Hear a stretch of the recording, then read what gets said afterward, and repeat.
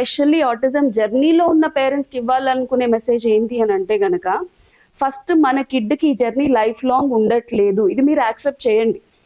మా కిడ్ని బయటికి తీసుకెళ్తే, లేదా ఫంక్షన్స్కి తీసుకెళ్తే, లేదా పార్టీస్కి తీసుకెళ్తే, ఎక్కడికైనా తీసుకెళ్ళిపోతే మా వాడికి ఇలాంటి ప్రాబ్లం ఉంది అని ఎక్కడ తెలిసిపోతుందో అని చెప్పేసి ముందు మనం బయట ఎక్స్పోజ్ చేయట్లేదు. మన కిడ్ని బయటికి ఎక్కడికి తీసుకెళ్ళలేకపోతున్నాం, ఇంట్లోనే ఉంటూ ఉంటారు, సోషల్ గ్యాదరింగ్కి తీసుకెళ్లరు, ఎక్కడ పార్టీస్కి తీసుకెళ్లరు. So what I want to say is that ముందు మీ స్టిగ్మాని మీరు పక్కకు పెట్టేయండి. ఓకే, నా కిడ్కి ఏదో అయిపోయింది, నా కిడ్ లైఫ్ లాంగ్ దీంట్లో ఉండిపోతాడు అనే మిత్ని మీరు చెరిపేసుకోండి. సో కిడ్ జర్నీలో కొన్ని రోజులు ఈ ప్రాబ్లం ఉంది. ఎంతమంది అండి ఇప్పుడు ఈ వీడియో చూసే వాళ్ళలో చాలా మంది ఐఐటిఎన్స్ ఉంటారు, చాలా మంది సాఫ్ట్వేర్స్ ఉంటారు, లేకపోతే చాలా మంది డాక్టర్స్ కూడా ఉండొచ్చు, లేకపోతే ఇంకేదైనా ప్రొఫెషనల్లో అయినా ఉండుండొచ్చు.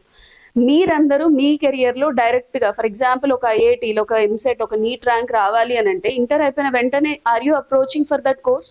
నో కదా. ఒక లాంగ్ టర్మ్ కోర్స్ తీసుకుంటారు, ఒక సబ్జెక్ట్లో ప్రాబ్లం ఉందంటే ఎక్స్ట్రా కోర్సెస్ దానికి అటెండ్ అవుతారు, మళ్ళీ లైఫ్లో ఒక 2 years ఎక్స్ట్రా మనం జర్నీ చేసి మన గోల్ కోసం మనం అచీవ్ అవుతాం.